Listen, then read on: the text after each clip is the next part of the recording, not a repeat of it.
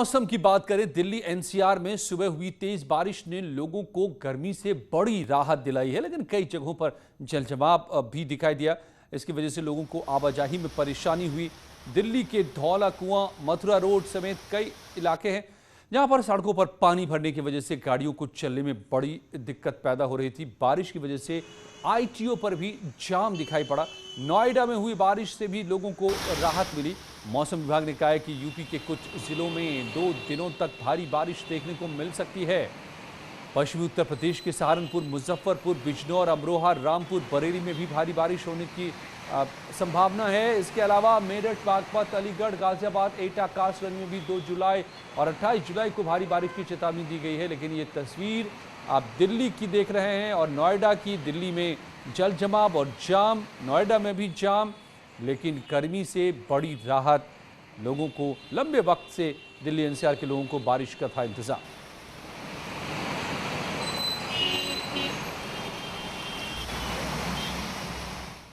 रुक करते महाराष्ट्र का। यहां अब बारिश आफत बनकर टूटी है। रायगढ़, कोल्हापुर बाढ़ से सबसे ज्यादा प्रभावित हैं। यहां कई लोगों की मौत तक हो चुकी है।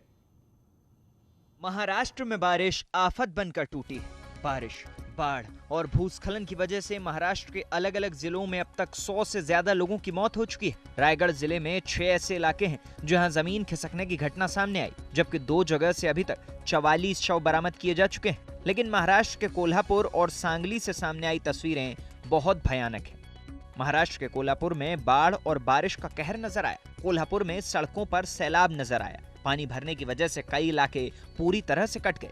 राहत और बचाव के काम में एनडीआरएफ की टीमों को जी जान झोंकना पड़ा। जबकि महाराष्ट्र के सांगली का हाल तो और भी ज्यादा बुरा नजर आया। यहाँ जिधर भी नजर गई बस पानी ही पानी दिखाई दिया। पूरा का पूरा शहर एक टापू की तरह नजर आया। बाढ़ से बेहाल महाराष्ट्र के कोल्हापुर से एक बेहद हैरान करने वाली तस्वीर सामने आई।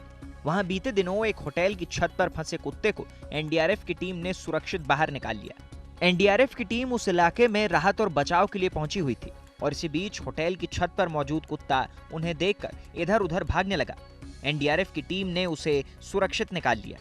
कोल्हापुर में राहत और बचाव कार्य के बीच एक अजीब सी दुश्वारी भी सामने आई, जब एक कोरोना मरीज की हालत खराब हो गई। एनडीआरएफ की टीम ने कोरोना प्रोटोकॉल का पालन करते हुए मरीज को सुरक्षित अस्पताल तक पहुंचाया। जिस गांव से हम आए उसका नाम वडांगे है। वहां से एक कोविड पेशेंट जो अभी जिसका ब्लड ऑक्सीजन डाउन हो गया है, तो इसको इमरजेंसी इवैक्यूएट करना है, इसलिए हम उसको अपने शिवाजी ब्रिज की तरफ ले जा रहे हैं, जहां से उसको बाय रोड एम्बुलेंस के थ्रू पहुंचाया जाएगा। मैंने जैसे बताया आपका ब्लड ऑक्सीजन बहुत डाउन हो चुका है, 55 to 60% था और बोल रहे हैं कि तुरंत डाउन हो रहा है, इसलिए उसको तुरंत इवैक्यूएट किया गया। बाढ़ से बेहाल महाराष्ट्र के कोल्हापुर में राहत और बचाव कार्य तेज कर दिया गया है।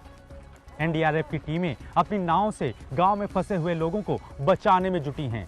जहां तक नजर जाती है केवल पानी ही पानी दिखाई पड़ता है। हर तरफ पानी का कब्जा है।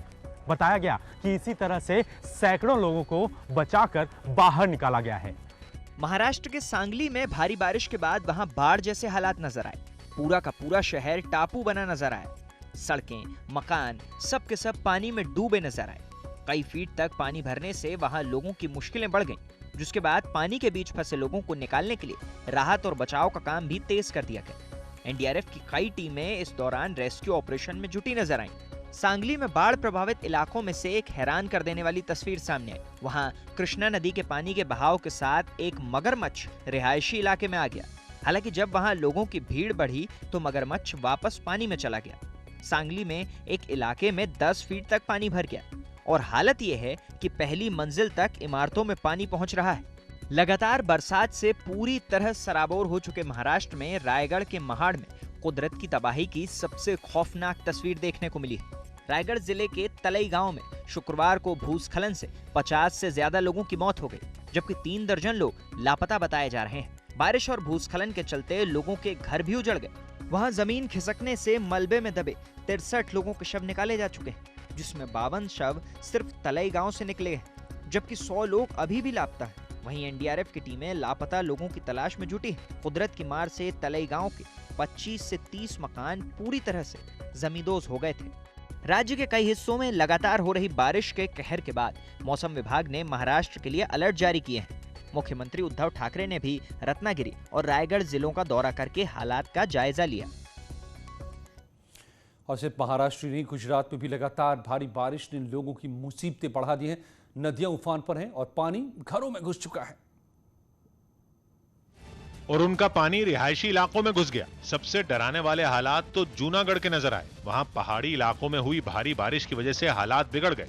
पहाड़ से बारिश का पानी तेजी से नीचे गिरता दिखाई दिया। एक तस्वीर में तो पहाड़ के ऊपर जाने वाली सीढ़ियों से भी पानी बहता दिखाई दिया। ये सीढ़ियां किसी झरने की तरह नजर आने लगी। इस दौरान वहां कई सैलानी भी मौजूद थे जो किसी तरह वहां से बाहर निकले।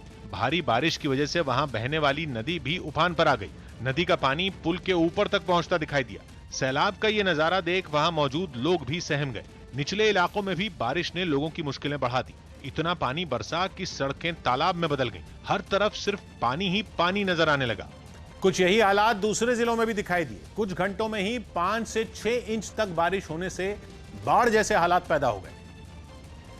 क्योंकि इतना पानी बरसने से नदियां उफान पर आ गईं और उनका पानी किनारे तोड़कर बहने लगा। डांग जिले से जो तस्वीर सामने आई उसमें वहां बहने वाली अंबिका नदी झरने की तरह बहती दिखाई दी। सैलाब की वजह से कई इलाकों का संपर्क कट गया। लोगों को भी अलर्ट रहने के लिए कहा गया।